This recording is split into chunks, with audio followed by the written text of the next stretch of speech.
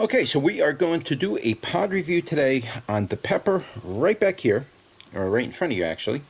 It's leaning over because it's getting crowded out by this entire huge mass of plants behind it.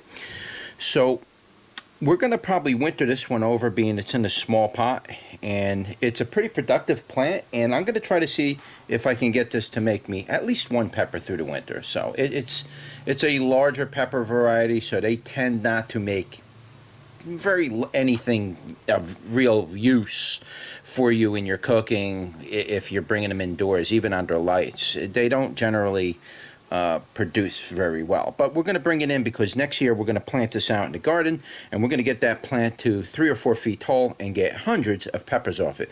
But this year it's going through its first phase, which is what you see right here, and that is structure. That is what we're trying to develop on the plant. So anyway, we're going to do a pod review on it, and let's pick one. There's one there that looks like it got chewed by the famous slug. You can see, I just did a video recently about the damage that the slugs do. So we pulled that one off. But we're going to pick another one here and kind of show you what the others look like, give you an idea. I'm not going to pick those yet because I actually want to use the pepper itself. I don't want to waste it. So I actually want to use it, but we'll pick another one here. We'll pick this one in the back, which is kind of right here. Where's this thing? Pick this one, hopefully. Wow, it's going to give me a hard time. See, I just watered, so they're kind of wet, and they slip out of your hands. Here it goes. Came right off. So that is the Golbasi. This is a smaller one. These do get much bigger than this. Maybe 2.5 times the size. Here's one here that's a pretty good size. You can see that they do get pretty big, but not real big. They don't get as big as a bell pepper, though they will get larger than what you see. But you can get sizes anywhere from this to even smaller than this, like this one here. Yeah, it got chewed, but this is still not getting too much bigger than what you see here. It didn't fully form all the lobes on it, but here's one that's pretty well formed. 3 lobes. I believe this can get as much as 4 lobes on it, right? Or are they all 3 lobes? Those are 3. And these are 2. I don't think they get more than 3 lobes, but they could get 4. We'll have to see when we plant this out next year.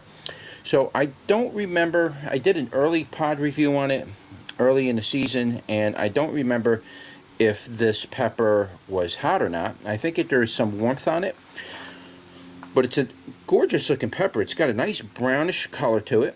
They do ripen to red, but they go through a phase where they go from the green to like a coppery tone, and with a little mixes of orange, and they look like this basically, and then they turn red. It almost looks like it's forming a cup and saucer in there.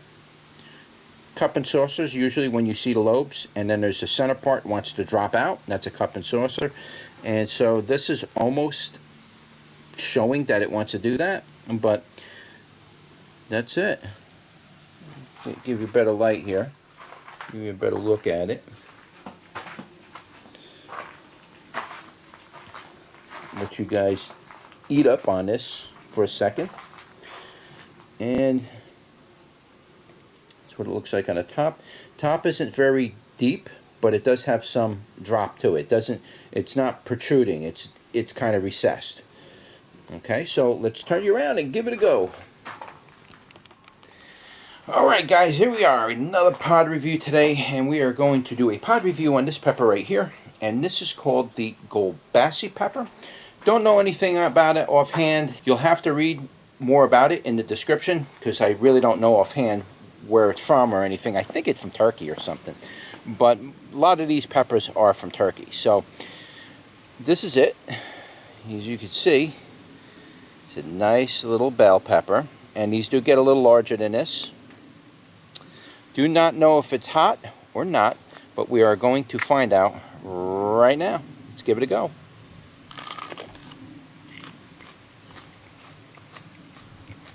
So far it's a sweet pepper, and it's very sweet.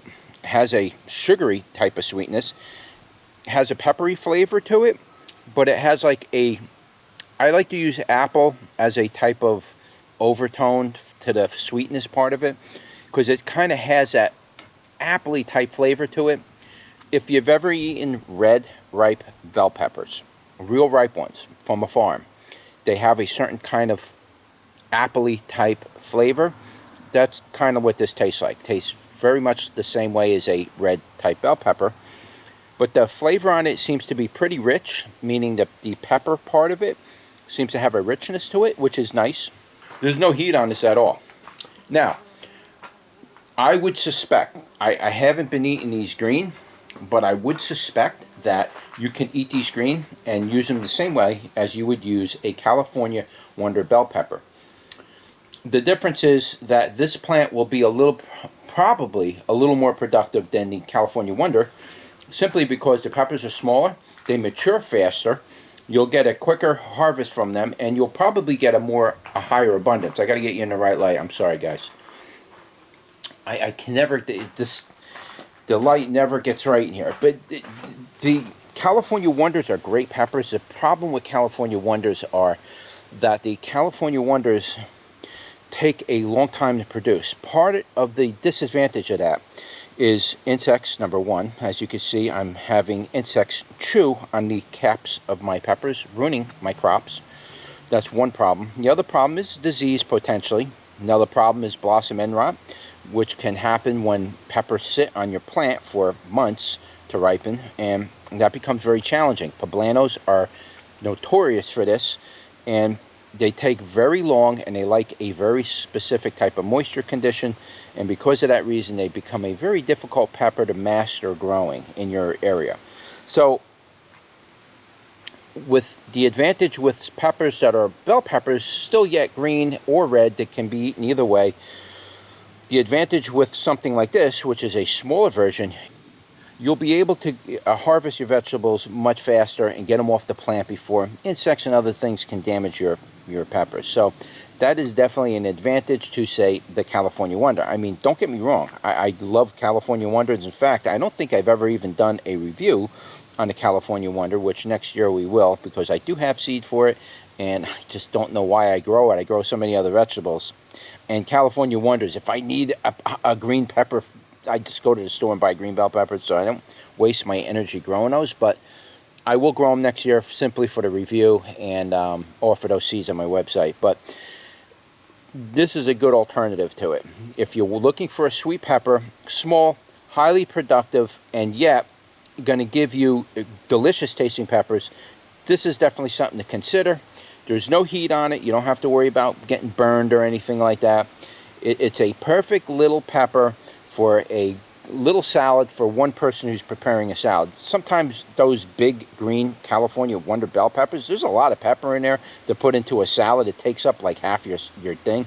You don't necessarily want that. You want to pick a small pepper, chop that up, put it in there, carve a couple of leaves of lettuce, chop those up, put in there, throw a couple of small tomatoes in there, and you're good. Maybe a couple slices of cucumber or this Mexican sour gherkins like I grow, and you're good to go. Here's your salad.